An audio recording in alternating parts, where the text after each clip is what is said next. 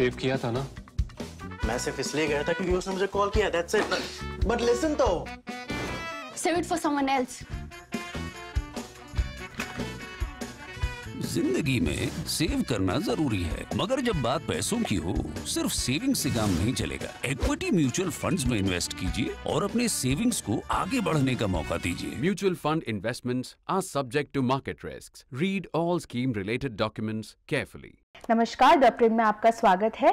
Gaza में युद्ध से लेकर कतर में 8 भारतीयों को मृत्युदंड और महुआ मोइत्रा से जुड़े विवाद तक पिछले हफ्ते से जुड़ी बड़ी खबरों से जुड़े सवालों पर एक बार फिर चर्चा करने हम हाजिर हैं। हेडलाइंस के पीछे शेखर के साथ मैं अपूर्वा मंधानी और मेरे साथ है हमारे editor in chief Shekhar Gupta. स्वागत है आपका शेखर। और स्वागत है आपका भी।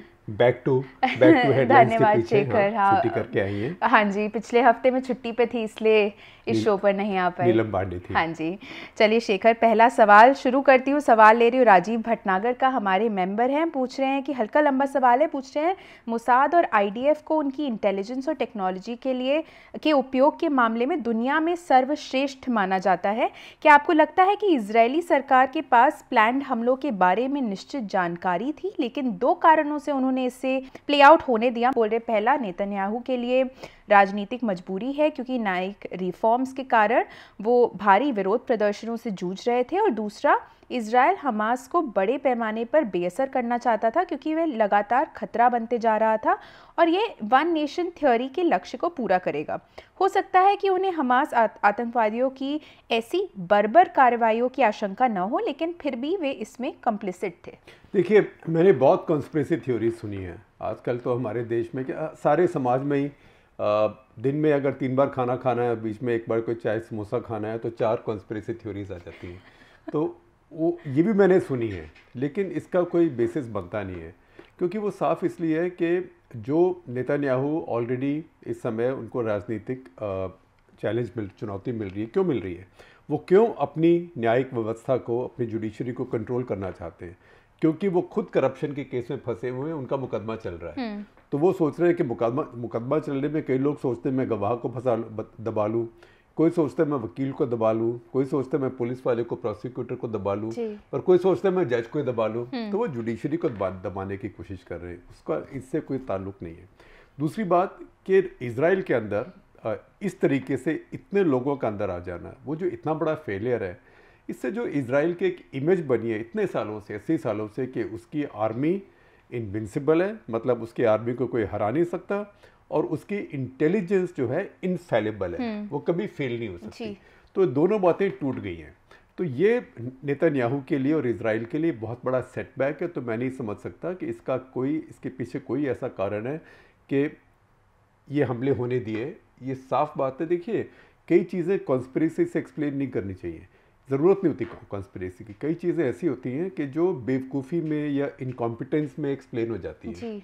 तो ये चीज़ जो इनकॉम्पिटेंस में आप एक्सप्लेन कर सकते हैं कि वो इंटेलिजेंस तो बहुत अच्छी है, लेकिन अगर कोई देख नहीं रहा है, कोई ध्यान नहीं कर रहा है, तो और लोग सोच रहे हैं कि खतरा है नहीं, या यहाँ से तो खतरा है नहीं। क्योंकि जो इजराइल के भी बहुत जानकार लोगों ने उसके बाद लिखा है, कहा है, उन्होंने यही कहा है कि इजराइल की सारी जो सुरक्षा व्यवस्था थी, इंटेलिजेंस एजेंसीज, इजराइल की फ़ौज भी, वो सब जो वेस्ट बैंक के ऊपर जो जहाँ सेटलमेंट्स हैं, वहाँ सेटलमेंट्स में अभी जूइश लोग पुश कर रहे हैं, नए सेटलमेंट अपने बना रहे हैं। तो उनका वो हमेशा खतरा रहता है पैलेस्टीनियन से। तो उनकी सुरक्षा में लगी हुई है फ़ौज, या जेरूसलम में, ईस्ट जेरूसलम में लगी हुई है। तो फ़ौज का भी ध्यान बटा हुआ था। इंटेलिजेंस की अटेंशन भी जो थी इस तरफ नहीं थी। देखिए, इंटेलिजेंस एजेंसीज बहुत बड़ी होती हैं।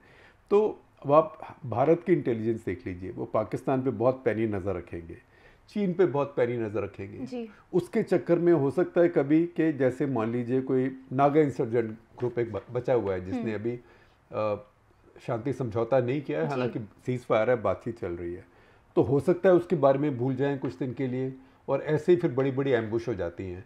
तो इंटेलिजेंस एजेंसीज, दुनिया की सबसे अच्छी इंटेलिजेंस एजेंसी भी, ये कहने की ज़रूरत नहीं है कि वो शायद उसको ढूंढ नहीं पाए, उनको शायद पता लग रही हो ये बात, लेकिन उसकी तरफ वो तवज्जो ना दे रहे हो। अब आप बोलें कि CIA को 2 बार नहीं पता लगा कि भारत ने एटॉमिक टेस्ट किया, और एक 1974 में, और उसके बाद 24 साल के बाद फिर 1998 में। तो ऐसा कैसे हुआ? तो इसका मतलब ये नहीं कि CIA इनकॉम्पिटेंट हो गई या CIA के पास जरिया नहीं है पता करने का। इसका मतलब ये है कि उनकी वहाँ पे नज़र ही नहीं थी, क्योंकि इंटेलिजेंस वालों को भी बहुत चीज़ें देखनी होती हैं। तो और वैसे भी जब आपकी इंटरनल आपकी अटेंशन हो जाए, जब आपको ये भी देखना हो कि मेरे सरकार का दुश्मन कौन है, उसका क्रिटिक कौन है, कौन क्या कर रहा है। इजरायली देखिए सर्वेलेंस इक्विपमेंट सारी दुनिया के लिए बनाते हैं, पेगासस भी उन्होंने ही बनाया सारी दुनिया के लिए, लेकिन हो सकता है कि वो लोग भी अपनों की जासूसी करने में अड़ गए हों जी। तो ये सारी बातें हैं। तो ये इनकॉम्पिटेंस है और ये फेलियर है, इसमें कॉन्स्पिरेसी में नहीं मानता। जहाँ तक बात है हमास को ख़त्म करने की, इज़राइल को हमास को ख़त्म करने के लिए कोई किसी बहाने की या किसी प्रीटेक्स्ट की या जस्टिफिकेशन की ज़रूरत नहीं थी। वो जब चाहे उनको ख़त्म कर सकते थे।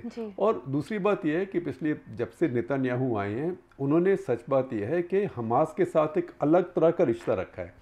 उन्होंने बल्कि ये सोचा कि हमास अगर बढ़ेगा तो उसको बढ़ने दो, क्योंकि उससे जो पैलेस्टीनियन अथॉरिटी है जो कि रमाला में है, जिसको ज़्यादा अंतर्राष्ट्रीय मान्यता मिली हुई है, क्योंकि नेतन्याहू का कोशिश थी 1 स्टेट सोल्यूशन के 2 स्टेट रहे ना। तो उन्होंने तो हमास के साथ मिलके, हमास के पास इतने हथियार कहाँ से आ गए, हथियार, पैसे, कटर वगैरह से उन्होंने सब आने दिए। तो ये अब पासा उल्टा पड़ गया है। तो इसमें एक है कॉन्स्पिरेसी, पर वो नहीं है जो आप कह रहे हैं, माफ़ कीजिए, कॉन्स्पिरेसी ऑफ इनकॉम्पिटेंस है। और दूसरा ये कि टू क्लेवर बाय हाफ, जिसको हम कहते हैं अंग्रेज़ी में, कि वो नेतन्याहू ने सोचा कि मैं इसको खड़ा करूंगा, इसको खड़ा करके पैलेस्टीनियन अथॉरिटी को वीक करूंगा, इसको तो ये तो टेररिस्ट है, इसको लोग टेररिस्ट मानते हैं और इससे जब मर्जी डील कर लूँगा। वैसे आप देखिए कि गाज़ा है क्या, मैं आपको बताता हूँ। 351 वर्ग किलोमीटर है, 351 स्क्वायर किलोमीटर। ये कितना एरिया है? ये एरिया जो ग्रेटर नोएडा है ना, दिल्ली के बाहर, ग्रेटर नोएडा से कम है।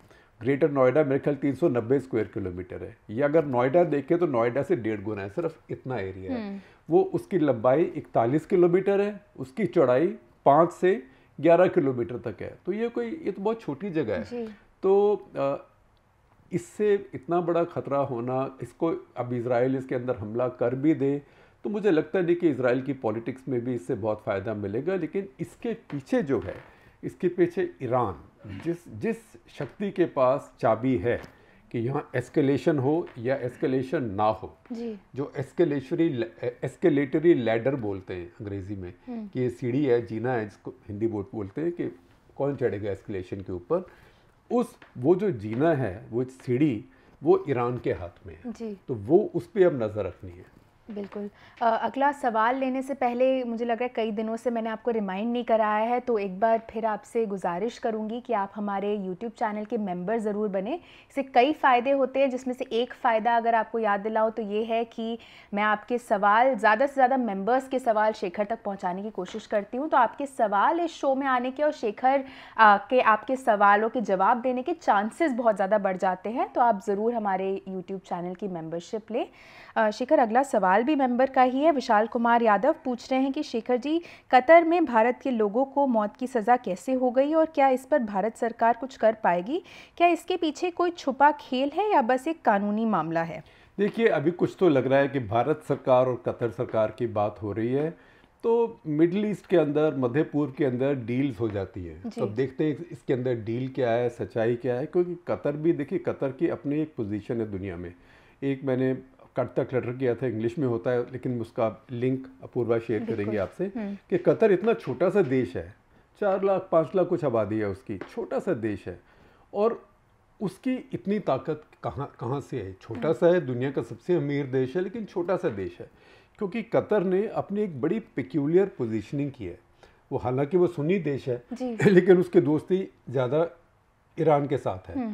ईरान के साथ उसका एक और रिश्ता भी है कि एक बीच में एक टापू है, एक आइलैंड है कतर और ईरान के बीच में, उसके नीचे बहुत गैस है, बहुत गैस है। दुनिया का सबसे बड़ा, आप समझिए कि रूस को छोड़ के सबसे बहुत गैस है। भारत को भी बहुत LNG कतर से आती है, मेरे ख्याल भारत की आधी से ज़्यादा LNG कतर से आती है। तो वो जो गैस फील्ड है वो कतर और ईरान में शेयर्ड है, उसमें कुछ पार्ट ईरान का है, कुछ पार्ट कतर का है। तो उनकी बहुत गहरी, वैसे भी गहरी और ज़मीन में भी गहरी, समुद्र के नीचे रिश्तेदारी है। अच्छा, कतर एक अलग अलग खेल खेलता है। कहने को सुन्नी देश है, वहाँ पे सेंटकॉम, अमेरिकन सेंटकॉम का हेडक्वार्टर भी है। वहाँ पे अमेरिकन और बहुत इंटरेस्ट है। उसके बिल्कुल पास में मनामा में अमेरिका की इतनी बड़ी एयरबेस भी है। लेकिन उसके बावजूद जो मुस्लिम ब्रदरहुड के नेता हैं और उसके जो ऑर्गेनाइजेशंस हैं वो कतर में रहते हैं। जो कतर का जो अल जजीरा जो स्टेशन है, उसकी वेबसाइट पे अगर होम पेज पे जाएं तो बीच में आपको नज़र आ जाएगा कि हमारा इसका तात्पर्य क्या था, क्यों बनाया। तो वो कहेंगे हमारे जो रूलर थे उसने ये भी सोचा कि हमारे जो इस्लामिक ऑर्गेनाइजेशन है उनको कवरेज नहीं मिलती, जैसे कि मुस्लिम ब्रदरहुड का भी नाम है उसके अंदर। सारे अरब देश बाकी मुस्लिम ब्रदरहुड से डरते हैं, तो उनके साथ भी रखते हैं। और ऐसे ही उसामा बिन लादेन के परिवार के सब सदस्य वहाँ जाके रह रहे हैं जो बच गए। तो वो हर तरह का खेल खेलते हैं और उसी खेल के अंदर ये कुछ खेल है। अब ये लोग क्या कर रहे थे, कैसे कर रहे थे, अभी तो उनके चार्जेस भी पब्लिक नहीं किए कतर ने। उनके 2 ट्रायल किए हैं। अब पता नहीं, उन्होंने कहा कि इनिशियल कोर्ट ऑफ ट्रायल और फर्स्ट कोर्ट ऑफ ट्रायल, तो मुझे पता नहीं वहाँ पे भी उनका अपील सिस्टम क्या होता है। और वैसे सब कुछ तो राजा के हाथ में होता ही है, जो चाहे। और ये भी नहीं पता एग्जैक्टली कि इसमें चार्ज क्या है। हालांकि अभी कुछ सुना जा रहा है कि चार्ज कुछ ऐसा है। ये तो पता है कि कतर एक पनडुब्बी बनाने की कोशिश कर रहा है और वो एक इटालियन कंपनी की पार्टनरशिप में कर रहा है। कतर को पनडुब्बियाँ अपनी क्यों चाहिए मैं नहीं समझता। वहाँ तो अमेरिकन सेंटकॉम बैठी हुई है, बट फिर भी हर किसी को लगता है कि मेरी पनडुब्बी हो, मेरा एयरक्राफ्ट कैरियर हो, मेरा सब कुछ हो।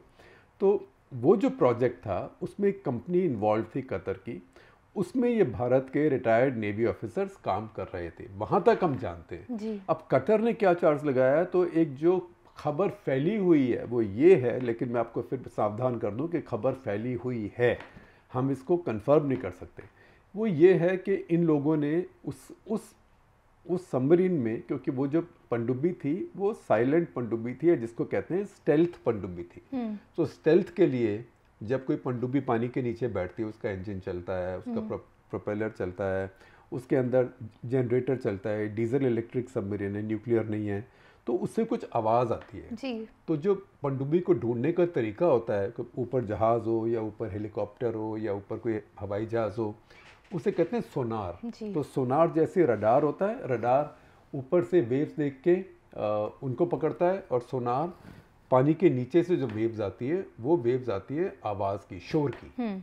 तो वो कुछ ऐसी कोटिंग होती है पनडुब्बियों के ऊपर जिससे कि वो शोर कम हो जाए, शोर या जैसे वो थोड़ा गूंजता है वो कम हो जाए। तो जो खबर है कि कतर के पास ने कोई ऐसा मटेरियल डेवलप किया था जिससे कि उनकी पनडुब्बी बहुत ज़्यादा चुप हो जाए, कोई ढूंढ ना पाए, और उस मटेरियल की खबर, ये एलिगेशन है, अलेजेड है कि इन भारतीय नेवी रिटायर्ड नेवी ऑफिसर्स ने इजराइल को दे दी। अब वो दी या नहीं दी कुछ पता नहीं, क्या सच्चाई है, ये खबर फैली हुई है। हालांकि आप मुझे पूछें अगर, तो अगर इजराइल को ये करना होता तो वो भारतीयों को उसमें इस्तेमाल क्यों करता। और दूसरी बात ये कि कतर का इसके अंदर अपना पॉलिटिकल इंटरेस्ट भी बहुत है, क्योंकि कतर को इजराइल की मदद भी करनी है अमेरिका की तरफ से। इसीलिए वो कह रहे हैं, हम कोशिश कर रहे हैं कि जो हॉस्टेजेस हैं, जो बंधक हैं, इनको छुड़ा लिया जाए। एट द सेम टाइम उसको मुस्लिम समुदाय को ये दिखाना है कि देखो हम इजराइल से लड़ रहे हैं, जबकि सऊदी अरेबिया, यूएई, बहरीन, ये सब लोग इजराइल की अब दोस्ती कर रहे हैं, क्योंकि ये लोग अमेरिका के चमचे हैं। अब सवाल ये कि सेंटकॉम तो आपके यहाँ बैठी हुई है ना, तो ये एक कतर एक बड़ा अलग तरह का देश है, तो उसके ऊपर हम अभी कोई जजमेंट में जा नहीं सकते। लेकिन आपकी बात ठीक है, मुझे भी ताजुब हुआ कि भारत का इतना वर्चस्व है वहाँ पे, इतनी रिश्तेदारी है। तो जब मोदी जी भी कतर में गए थे 2016 में, तो उनका बड़ा जोर शोर से स्वागत हुआ था, खैर मकदम हुआ था। उन्होंने कहा ये आपका सेकेंड होम है, ये आपका दूसरा घर है। तो अब, और ये फ्यूडल जगह है, सब सामंतशाहियाँ हैं यहाँ पे, ये तो वन बात करके बहुत चीज़ें होती हैं। तो कतर का इतनी दूर तक इस बात को लेके जाना, ये दिखाता है कि कतर इसके अंदर कुछ राजनीतिक अर्थ लेके चल रहा है और राजनीतिक मैसेज भी दे रहा है, चाहे भारत को दे रहा हो, चाहे इजराइल को, चाहे मुस्लिम दुनिया को। जी, इस खबर के आते ही इस केस पर हमारी एक सहकर्मी पिया कृष्णन कुट्टी ने एक बहुत ही अच्छा वीडियो बनाया था। उस वीडियो का लिंक मैं इस वीडियो के डिस्क्रिप्शन में ऐड कर दूंगी। चलिए अगला सवाल आ रहा है जयप्रकाश पाटिल का। वो बोल रहे हैं मेरा सवाल महुआ मोइत्रा से जुड़े विवाद के संदर्भ में है। थोड़ा लंबा सवाल है। पूछ रहे हैं बोल रहे हैं सांसद का कर्तव्य है कि वो संसद से प्रश्न पूछे, उन पर लगे आरोपों और हीरानंदानी ग्रुप को हुए प्रत्यक्ष या अप्रत्यक्ष रूप से मिले फायदे को देखते हुए इन आरोपों में कुछ सच्चाई है ऐसा प्रतीत हो रहा है। बोल रहे हैं इससे पहले भी 2005 में ऐसे ही एक प्रकरण में कुछ सदस्यों को सदस्यता गंवानी पड़ी थी। इस प्रकरण में टीएमसी भी उनके साथ खड़ी नहीं दिख रही है। पैसे लेकर प्रश्न पूछना एक अलग बात है, लेकिन उनके आईडी और पासवर्ड किसी को देना क्या देश को नुकसान पहुंचा सकता है?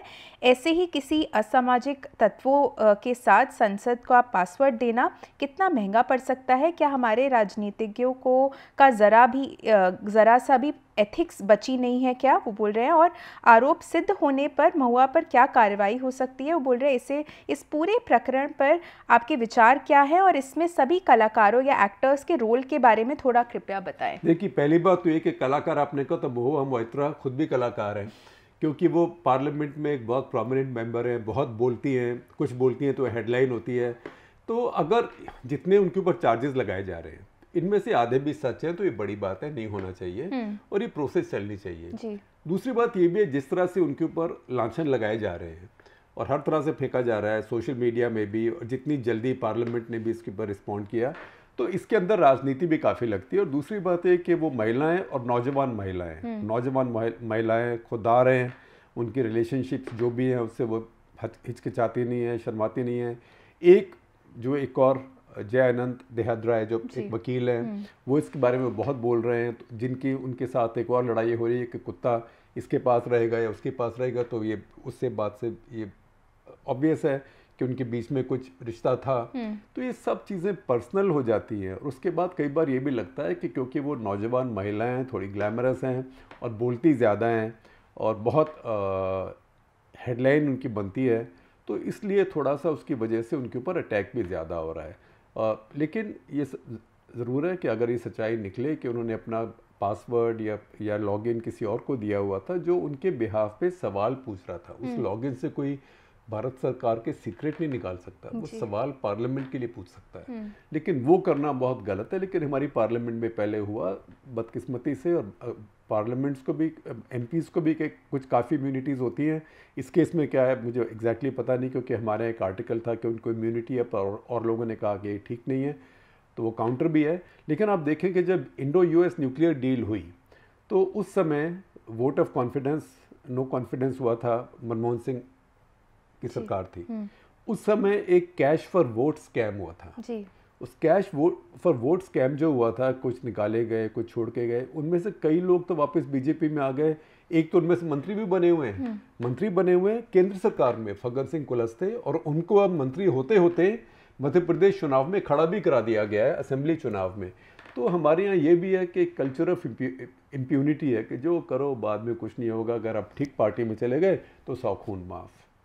अगला सवाल आ रहा है प्रसन्नजीत भट्टाचार्य जी का। पूछ रहे हैं, बोल रहे हैं आपके सीटीसी का हवाला देते हुए क्या नवाज शरीफ की वापसी से दोनों देशों में चुनाव के बाद भारत और पाकिस्तान के बीच रिश्ते सामान्य होने में मदद मिलेगी? खासकर क्या भारत को ईस्ट वेस्ट कॉरिडोर का एक्सेस मिल सकता है? देखिए, पहली बात तो ये कि चुनाव पाकिस्तान में होगा लेकिन चुनाव भारत में भी होगा। तो अगर पाकिस्तान में चुनाव हुआ, और इस समय तो वहाँ 1 हॉर्स रेस है, क्योंकि मुझे लगता नहीं कि पाकिस्तान की फौज इमरान खान को छोड़ेगी चुनाव लड़ने के लिए जी। या जेल से भी लड़ने देगी, क्योंकि फौज के पास जिसकी लाठी उसकी भैंस, लाठी तो वहाँ पे फौज के पास ही रहती है, और भैंस वहाँ की बड़ी आज्ञाकारी है, कोई अड़ियल भैंस है नहीं कि वो भाग जाए दूर। तो 1 हॉर्स रेस में तो नवाज शरीफ की पार्टी जीतेगी, प्रधानमंत्री कोई भी बने, और ऐसे भारत में भी चुनाव होगा। तो पाकिस्तान भारत में हो सकता है कुछ रिश्तेदारी बातचीत शुरू हो, क्योंकि देखिए जो अभी जिस हद तक रिश्ते टूटे ये भारत ने नहीं किया, पाकिस्तान ने किया था। कश्मीर में जब हमारे यहाँ वो बदलाव हुए, संवैधानिक बदलाव 5 अगस्त 2019 को, एक तो एकदम गुस्से में आके पाकिस्तान ने सारे रिश्ते तोड़ लिए, फ़्लाइट्स तोड़ ली, एम्बेसीज का साइज़ कम कर दिया, हाई कमिश्नर विड्रॉ कर दिया, तो भारत ने भी अपना हाई कमिश्नर विड्रॉ करना पड़ा, और अपने सारा व्यापार बंद कर दिया। तो वो सारा तो उन्होंने ही बंद किया था। तो वो इमरान खान की एक पॉलिसी थी, हमेशा राजनीति में अपने लिए थोड़ी स्पेस छोड़नी चाहिए। कोई ऐसे नहीं कि स्कूल के बच्चों की कुट्टी नहीं है कि मैं उससे बात ही नहीं कभी करूंगा, मैं शक्ल भी नहीं देखूंगा, उसका नाम भी नहीं लूंगा। देशों के बीच में ऐसे नहीं होता है, अक्लमंद देशों के बीच में ऐसे नहीं होता है, और अक्लमंद नेता भी थोड़ी अपने लिए स्पेस छोड़ के रखते हैं।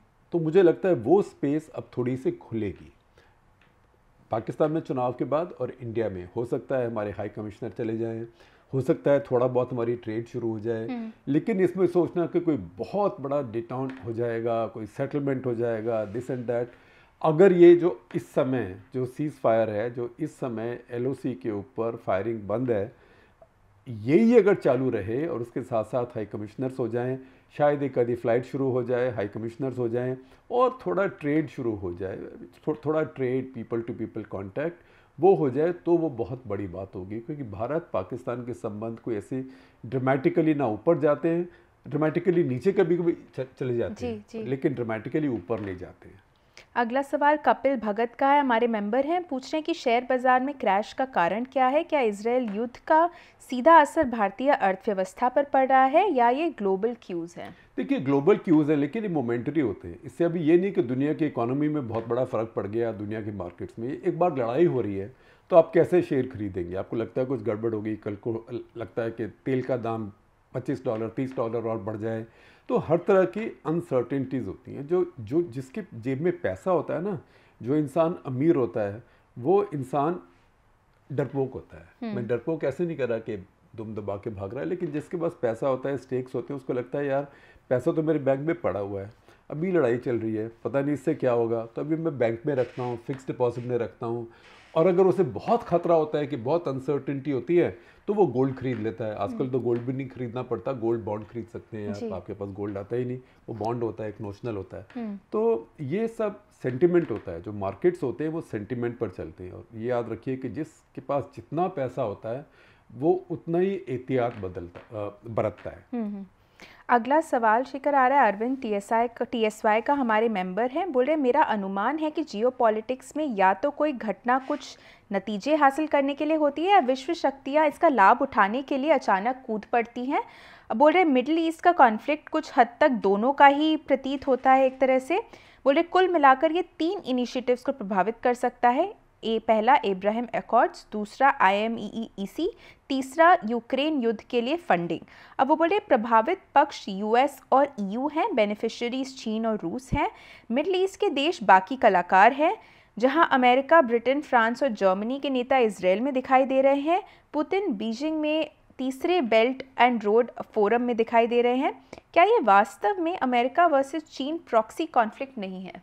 देखिए, सच बात यह है कि आप इतने जानकार हैं और इतने ज्ञानी हैं कि आपको यहाँ बैठा होना चाहिए और मुझे आपसे सवाल पूछने चाहिए। सच कर रहा हूँ, मैं मजाक नहीं कर रहा। आपने बिल्कुल ठीक बात कही है, क्योंकि इसमें फ़ायदा सिर्फ चीन और ईरान का और रशिया का भी है, क्योंकि रशिया के लिए ये बड़ी बात है कि अमेरिका की टेंशन अब यहाँ भी आएगी। और देखिए, जो यूक्रेन जिस रेट पे अभी आर्टिलरी शेल्स कंज्यूम कर रहा है, जो 155 mm 155 mm के शेल्स हैं, वो उतने रेट पे बनाना अमेरिका के लिए, नाटो के, यूरोपियन देशों के लिए मुश्किल हो रहा है। तो अब अगर इजराइल को भी उसकी ज़रूरत पड़ी तो और टफ हो जाएगा। और इजराइल को ये मुझे लगता नहीं कि गाज़ा में इतनी ज़रूरत पड़ेगी, क्योंकि गाज़ा इतना बड़ा है भी नहीं, कितनी आर्टिलरी आप वहाँ यूज़ करेंगे। लेकिन अगर जो उत्तर में, अगर जो हिजबुल्ला लोग हैं उनके साथ शुरू हो जाए, ख़ास करके लेबनान में, तो फिर वो भी ज़रूरत पड़ेगी। तो अमेरिका का ध्यान तो बटेगा ही और अमेरिका के रिसोर्सेज भी बटेंगे। इससे कितना फ़र्क बैटल ग्राउंड में पड़ेगा मुझे समझ नहीं आ रहा है, क्योंकि बहुत समय से रशिया ने कोई ऐसा दिखाया नहीं कि वो थोड़ा आगे बढ़ सके। हालांकि उन्होंने कहा था एक गांव है अवडिवका, उन्होंने कहा हमने दोबारा से कब्जा कर लिया, लेकिन वो बहुत छोटा सा गांव है और गांव का बिल्कुल रबल बना हुआ है, कुछ बचा नहीं वहाँ पे। तो वो भी कंफर्म्ड नहीं है। लेकिन जहाँ तक अब्राहम अकॉर्ड्स है, वो अभी तो मुझे लगता है कि वो इंटैक्ट है, क्योंकि हमारी ये भी बात हुई है, सच्चाई है कि अभी सऊदी अरेबिया ने, एक हूथी लोगों ने मिसाइल फायर किया इजराइल के ऊपर, जो सऊदी अरेबिया के ऊपर से जा रहा था, सऊदी अरेबिया ने उसे गिरा दिया। तो अब सोचिए कि एक अरब मुस्लिम देश ने एक मिसाइल से इजराइल को बचाया है। तो उससे लगेगा कि अभी तो अब्राहम अकॉर्ड्स ठीक ठाक है, कहीं जाने वाले नहीं है। IMEC कोई आज होने वाला काम नहीं है, उसमें तो काफ़ी समय लगना था, अभी डिटेल प्लानिंग होगी, बहुत चीज़ें होंगी। तो अगर अब्राहम अकॉर्ड रहे तो किसी समय IMEC में वापस आ जाएगा, क्योंकि Saudi Arabia, UAE, Bahrain, Morocco, ये सब देशों ने जो इज़राइल के साथ अब एक समझौता किया है, उन सबको पता है कि वो सब एक वेस्टर्न सिस्टम का पार्ट बनना चाहते हैं, पश्चिमी सिस्टम का पार्ट बनना चाहते हैं जी। तो उन सब सारे देशों को अमेरिका की प्रोटेक्शन भी चाहिए, क्योंकि कल को अगर लड़ाई झगड़ा हो जाए तो सऊदी अरेबिया की आर्मी तो जाके लड़ती नहीं है जी। तो मेरे एक बड़े फेवरेट अमेरिकन ऑथर हैं, देहांत हो गया उनका भी कैंसर से, PJ ओ'रोर्क, तो वो बड़ा मज़ेदार लिखते हैं और थोड़ा इरेवरेंशियल जिसको कहते हैं लिखते हैं, राइट विंग है लेकिन सेंसिबल राइट विंग, और हर जगह जाके देख के फिर आपको अपने टेक्स्ट देते हैं, लंबे लंबे आर्टिकल हैं। तो उनका एक कलेक्शन है, वो आर्टिकल्स के कलेक्शन छपते हैं, कलेक्शन का नाम है गिव वॉर ए चांस। अच्छा। स्कूल में तो कहते हैं ना गिव पीस ए चांस, कहते हैं गिव वॉर ए चांस। तो उसमें एक चैप्टर है जो पहली गल्फ वॉर हुई थी उसके ऊपर, तो वो कुछ समय सऊदी अरेबिया में लगा रहे हैं। वो कह रहे हैं सऊदी अरेबिया के सैनिक देखो, इतनी अच्छी यूनिफॉर्म है, इतने अच्छे हथियार हैं, सब कुछ इतना अच्छा है, लेकिन वो लड़ाई में इतने हॉट नहीं है। तो उसने ये भी कहा कि the heaviest thing you have seen a Saudi soldier lifting is his pay cheque, क्योंकि सबसे भारी चीज़ जो सऊदी सैनिक उठाता है अपना पे चेक, इतनी सैलरी मिलती, बाकी सामान वामान उसका पाकिस्तानी उठा के चलता है, क्योंकि सऊदी सेना के अंदर भी पाकिस्तानी हेल्प करने वाले बहुत हैं। तो सऊदी सेना के बस की लड़ना नहीं है। तो उन सबको चाहिए कि अमेरिका की प्रोटेक्शन चाहिए, क्योंकि सब दो चीज़ों से डरते हैं, एक तरफ ईरान से डरते हैं और दूसरी तरफ हमारे यहाँ उनके यहाँ कहीं अरब स्प्रिंग टाइप कोई चीज़ ना हो जाए, उससे डरते हैं। तो सबको अमेरिका की प्रोटेक्शन चाहिए। तो ये सारी बातें हैं, तो मुझे लगता है अब्राहम अकॉर्ड्स। लेकिन अगर कल को इजराइल घुसता है गाज़ा में और बहुत ज़्यादा डेवस्टेशन वहाँ हो जाती है, वो फोटोज तो सब जगह आएंगी अभी जी, तो उसके बाद ये डील ख़त्म ना भी हो, लेकिन उससे इसके अंदर एक रुकावट आ सकती है। जी। शेखर, अगला सवाल दिव्यांश गुप्ता का आ रहा है, हमारे सब्सक्राइबर हैं, पूछ रहे हैं कि प्रशांत किशोर बिहार में क्या हासिल करना चाह रहे हैं, वह अब सुर्खियों में क्यों नहीं है? देखिए, प्रशांत किशोर खुद ही काफ़ी समय से चुप हैं। हालांकि ये बात ज़रूर है कि जब वो कुछ बोलते हैं तो सुर्खियां बन जाती हैं, क्योंकि उनका बहुत तेज़ दिमाग है। लेकिन उस ज़मीन में बिहार जहाँ पे इतना कास्ट का डिवीज़न है, उसमें वो क्या हासिल कर पाएंगे जी। क्योंकि जो अपर कास्ट वोट है वो तो बीजेपी के पास है। तो उनका अगला मूव क्या होगा अभी कोई जानता नहीं है। लेकिन ये ज़रूर है कि काफ़ी दिन से वो घूम रहे हैं और एक तरह से मुझे लगता है अपने आप को डिटॉक्स कर रहे हैं। और उनका जो ऑर्गेनाइजेशन था, आईपैक जो बिज़नेस था, वो भी कुछ लगता है वहाँ भी कुछ समस्याएं हो रही हैं। जैसे जो खबरें आती हैं, मेरे पास कोई ऑथेंटिक बात आपको बताने के लिए नहीं है। और कुछ लोग कंपटीशन में उभर भी आए हैं ऐसे, जो कि अब चुनाव मैनेजमेंट करते हैं या एडवाइजरी करते हैं। तो ये सारी बातें हैं। उनका अगला मूव क्या होगा मुझे पता नहीं, लेकिन जो भी होगा बहुत दिलचस्प होगा और बहुत सोचा समझा होगा, क्योंकि राजनीति जानने वाले लोगों में जिनको मैं जानता हूँ, वो सबसे तेज़ लोगों में से एक है। शेखर, आज का आखिरी सवाल लूँगी आदित्य का, जो कि हमारे मेंबर हैं। क्रिकेट से जुड़ा सवाल है, बोल रहे हैं हाल के विश्व कप में इंग्लैंड के प्रदर्शन के संबंध में आपके क्या विचार हैं? सभी ने उन्हें प्रबल दावेदार माना था, लेकिन उन्होंने अब तक खराब प्रदर्शन किया है। उनकी बल्लेबाजी में वो फायर पावर नहीं दिख रही है जो हमने अतीत में देखी है। बोल रहे क्या ये ओवर एक्सपेक्टेशन का परिणाम है, इस बात को देखते हुए कि अधिकांश खिलाड़ी पिछले विश्व कप में भी थे जो उन्होंने जीता था? देखिए, बात मुझे समझ नहीं आ रही है। कई बार ऐसे होता है किसी टीम का मेल्ट डाउन हो जाता है। तो आप देखें, पहले राहुल द्रविड़ की कैप्टनसी में इंडिया की टीम गई थी वर्ल्ड कप में, वेस्ट इंडीज़ में था उस टाइम, तब सेमीफाइनल के लिए भी क्वालिफाई नहीं किया था। छोटे छोटे देशों से हार गए, क्रिकेट के हिसाब से छोटे देशों से, नहीं तो सारे देश बराबर होते हैं। तो जब किसी टीम का मेल्ट डाउन होता है, वो मेंटल होता है, वो ये नहीं होता कि किसी को चोट लगी है या कोई खेलना भूल गया। वो एक बार जब आपका मेंटल डिस्ट्रक्शन होती है। ऑस्ट्रेलियन क्रिकेट में पहले कहते थे कि हम स्लेज करते हैं दूसरी साइड को, और साथ में फास्ट बॉलिंग वगैरह यूज़ करके और बैटिंग बड़ी अटैकिंग करके मेंटल डिस्ट्रक्शन करते हैं हम अपने दूसरी साइड की जी।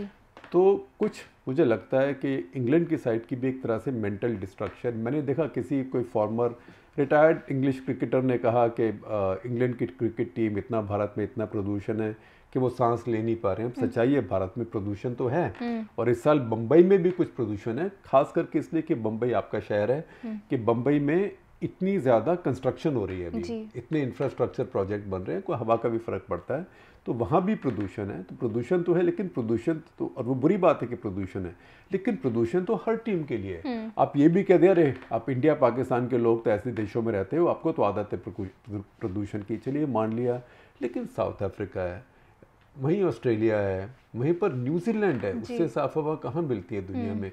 तो ये सब लोग हैं, उसके बीच में सिर्फ इंग्लैंड को ही क्यों फ़र्क पड़ रहा है? ये फ़र्क तब पड़ता है जबकि आपका मोटिवेशन ना हो। अभी देखते हैं तीन या चार मैच अभी, और तीन मैच और बचे इंग्लैंड के, देखते हैं उसमें क्या होता है। एक मैच हमारे खिलाफ भी है, तो मैं ये तो नहीं कहूँगा कि हमारे खिलाफ उनका मेंटल रिकंस्ट्रक्शन हो जाए, जो चल रहा है चलता रहे तो अच्छा ही है। लेकिन ये एक तरह से लॉस ऑफ विल है, और ये भी लगता है कि टीम डिवाइडेड है। हालांकि एक बात बताऊंगा, जब टीम कोई हारती है तो एकदम लगता है कि वो डिवाइडेड है, क्योंकि जब टीम बुरा कर रही हो तो लोग आपस में तू तो मैं करनी शुरू कर देते हैं, बहस करनी, तूने कैच ड्रॉप किया, तू क्या कर रहा है यार, उसको बोल ओवर क्यों दे रहा है, इसको क्यों दे रहा है, यहाँ क्यों खड़ा है, आप नज़र आता है ये। तो ये सब देखिए, वो कहते हैं ना कि डिफीट इज़ एन ऑर्फन। तो ये वही के जो हार होती है वो अनाथ होती है, ये आपको अनाथ कर देती है। इंग्लैंड का कुछ ऐसे ही हुआ है। चलिए, इसी बात पे हमारा आज का एपिसोड यहीं ख़त्म होता है। आशा करती हूँ आपको एपिसोड पसंद आया हो। हमसे जुड़ने के लिए आप सभी का बहुत बहुत धन्यवाद।